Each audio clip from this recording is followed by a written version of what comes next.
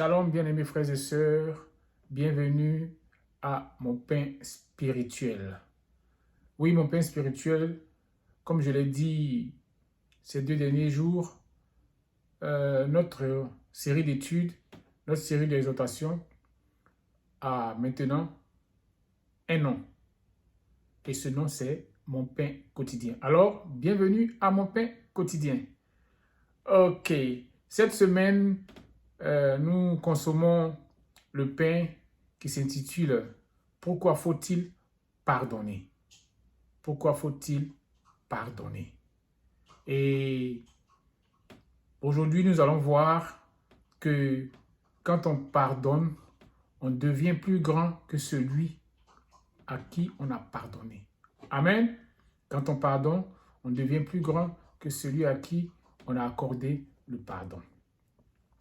Et pour cela, nous allons nous appuyer sur le livre de 1 Samuel, le chapitre 24, à partir du verset 3. 1 Samuel, chapitre 24, à partir du verset 3. Et je lis la parole de Dieu. Il arriva à des parcs de brebis qui étaient près du chemin, et là, se trouvant une caverne où il entra pour se couvrir les pieds. Se couvrir les pieds, d'après mes recherches, ça veut dire qu'il allait au besoin. C'est ce qu'on appelle se couvrir les pieds. David et ses gens étaient au fond de la caverne. Je rappelle qu'il s'agissait de Saül. Saül qui était le roi d'Israël. Verset 4.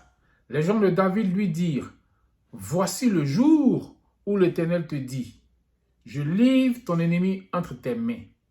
Traite-le comme bon te semble. David se leva et coupa doucement le pan du manteau de Saül. Au verset 5, après cela, le cœur lui battit, parce qu'il avait coupé le pan du manteau de Saül.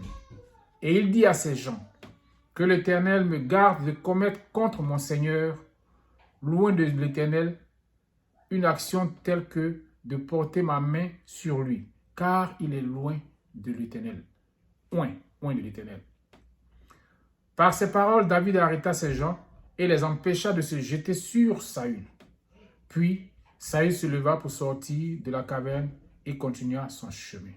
Amen. C'est un peu long, alors je préfère m'arrêter là. Bien aimé, il s'agit de Saül, roi d'Israël. Le roi d'Israël qui, après que David ait tué Goliath, est devenu jaloux de David. Il a cherché à tuer David à tous les coups, à tous les moyens. Il a tout essayé. Et là même où David venait de couper le pan de son manteau, il était en train de chercher David pour le tuer. Et il allait se mettre à l'aise dans un coin, ne sachant pas que David était caché là avec ses gens.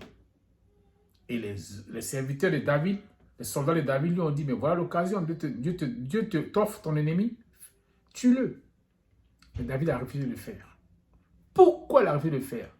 S'il a refusé de le faire, c'est parce qu'il a pardonné à Saül le fait que Saül veuille le tuer.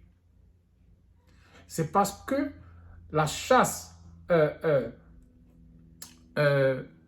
acharnée de Saül contre lui, il n'a pas gardé rancune pour ça.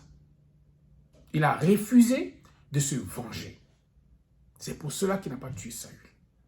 C'est pour cela qu'il a empêché à ses soldats, ses serviteurs, de tuer Saül. Mais bien aimé, cela n'a été possible que simplement parce qu'il a pardonné. S'il n'avait pas pardonné, il se serait certainement vengé. S'il n'avait pas pardonné, il aurait certainement tué Saül. Alors, bien aimé, c'est le pardon qui a permis à David de ne pas tuer Saül.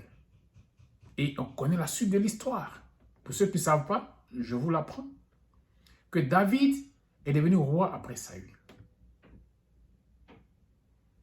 L'Éternel, Dieu, a rejeté Saül. Et David est devenu roi à la place de Saül. Et David est sinon est le plus grand roi que Israël n'ait jamais connu. David est devenu plus grand que Saül. Et pour cela, il a fallu que David pardonne à Saül. Il a fallu que David ne se venge pas contre Saül. Alors, bien-aimés, aujourd'hui encore, on va répondre à la question « Pourquoi faut-il pardonner ?» Et la réponse sera « Parce que quand tu pardonnes, tu deviens plus grand que celui à qui tu as accordé le pardon. » Amen. Alors, bien-aimés, je m'arrête là pour ce soir. Merci pour votre écoute à mon pain spirituel. Et on se retrouve demain pour la suite. Que Dieu vous bénisse abondamment.